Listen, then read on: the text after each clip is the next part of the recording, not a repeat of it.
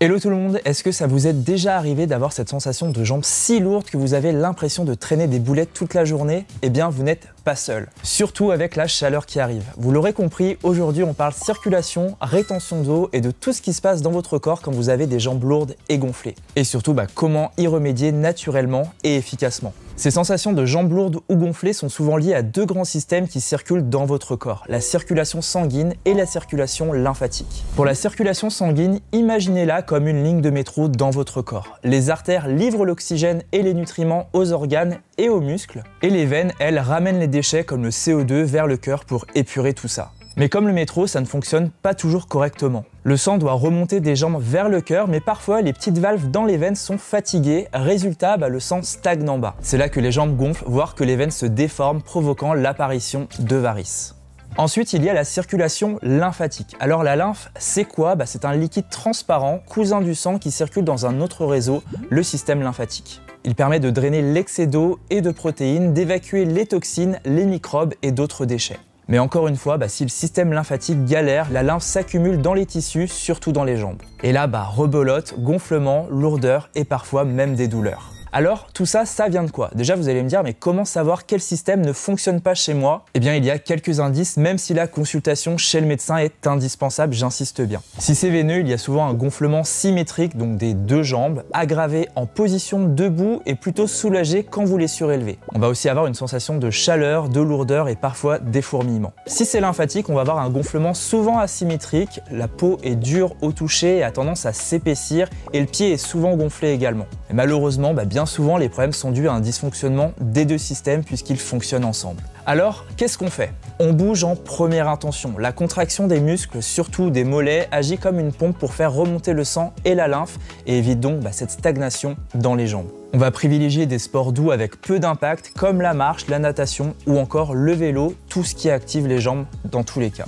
Il est indispensable de lutter contre la sédentarité en marchant régulièrement, en répondant au téléphone en faisant les 100 pas par exemple, ou en changeant de position régulièrement également. Ensuite, on va éviter un maximum la chaleur puisque celle-ci dilate les vaisseaux et ça, c'est pas l'idéal quand on est déjà sujet à la rétention d'eau. Alors attention aux douches et aux bains trop chauds ou encore à l'exposition prolongée au soleil. L'alimentation est également un game changer puisque ce que vous mangez influence l'inflammation chronique, l'équilibre hydrique et donc la rétention d'eau et même la santé des veines et des capillaires. Il faut savoir déjà que l'hydratation est le carburant du système lymphatique. Il ne fonctionne bien que si le corps est bien hydraté et lorsque l'on est déshydraté, la lymphe devient plus visqueuse et circule mal, ce qui va provoquer gonflement et stagnation encore une fois. L'idée est donc de boire tout au long de la journée 1,5 litre à 2 litres d'eau en moyenne et parfois un peu plus quand il fait chaud. On peut également proposer une aide supplémentaire en intégrant des tisanes à base d'ortie, de piloselle, de reine des prés ou encore de queue de cerise puisqu'elles stimulent le rein et la lymphe. On va également faire attention à l'équilibre entre sodium et potassium, un duo clé pour limiter la rétention d'eau. Pour vulgariser, le sodium que l'on trouve surtout dans les aliments salés attire l'eau dans les tissus. Plus on en consomme et plus le corps stocke de l'eau. Vous pouvez le voir après un apéro ou un fast-food, le lendemain très souvent vous avez pris du poids, c'est souvent de l'eau. Le potassium lui fait l'inverse, il pousse l'eau à sortir des cellules vers la circulation pour être éliminée. Vous l'aurez compris, on va donc limiter les aliments riches en sel comme les charcuteries, les plats préparés, les chips, le fromage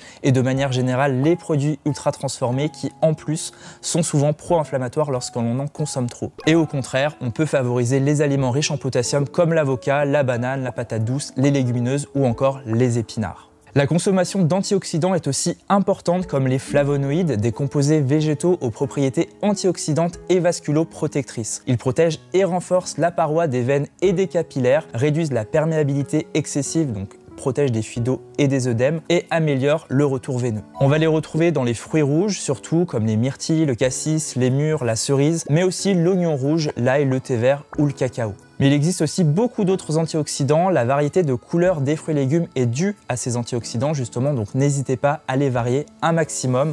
L'idée c'est d'avoir un arc-en-ciel de couleurs dans votre assiette sur la journée.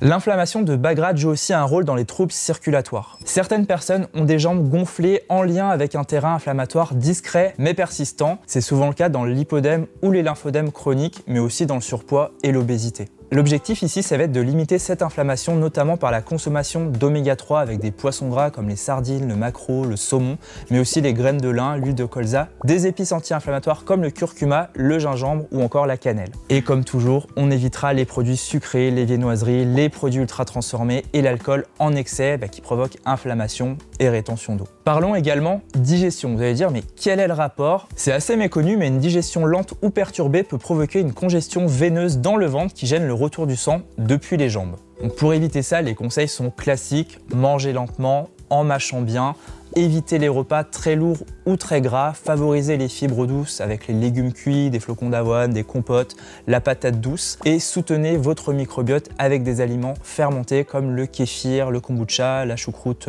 crue, les yaourts nature ou encore le miso. Et parmi les autres solutions, on va retrouver le massage lymphatique. C'est le geste douceur, sauf quand on est douillet. Ça consiste en des mouvements légers en remontant du pied vers le haut des cuisses. Il n'y a normalement pas besoin d'appuyer très fort puisque la lymphe est en surface. Les bas de contention sont super efficaces et je vous arrête tout de suite, il y a une offre très sympa aujourd'hui, on est loin des modèles peu esthétiques qu'on avait avant. Ils réduisent le diamètre des veines, boostent le retour veineux et limitent la rétention. Enfin, côté micronutrition, on va retrouver des alliés que vous pouvez retrouver dans des compléments alimentaires comme Fléboxan du laboratoire NHCO Nutrition avec qui je suis en collaboration pour cette vidéo. Avant de vous quitter, j'aimerais aussi aborder deux points important. La rétention d'eau n'est pas synonyme de prise de poids. Beaucoup de personnes pensent qu'elles prennent du poids, mais il ne s'agit souvent que d'eau. Par exemple, quand vous vous pesez le lundi, il y a de grandes chances d'avoir pris 2 kilos. Pourquoi? Eh bien parce que statistiquement, on mange plus riche le week-end, surtout avec les beaux jours, avec les barbecues et les apéros, sans compter la chaleur.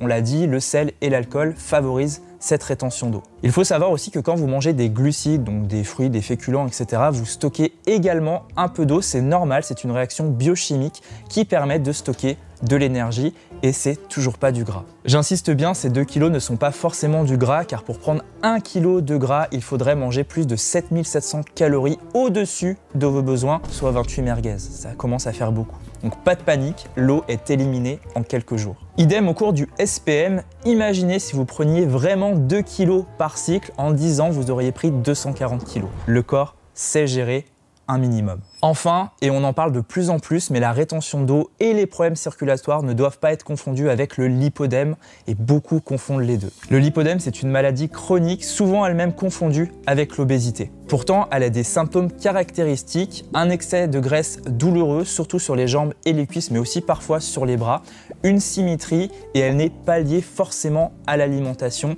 et ni même au surpoids, à l'obésité comme je le disais. Les pieds sont peu ou pas gonflés, il y a une hypersensibilité au toucher. C'est pourquoi il est très important de consulter un médecin ou un spécialiste. Par exemple, si vous avez un gonflement qui dure ou s'aggrave, une jambe qui est touchée ou une peau qui devient dure, rouge, chaude, tout ça peut être un signe de phlébite, d'un lymphodème ou d'un autre souci plus profond. Le médecin pourra alors prescrire un Doppler veineux, voire des soins adaptés comme des bandages, des drainages ou des bas de contention.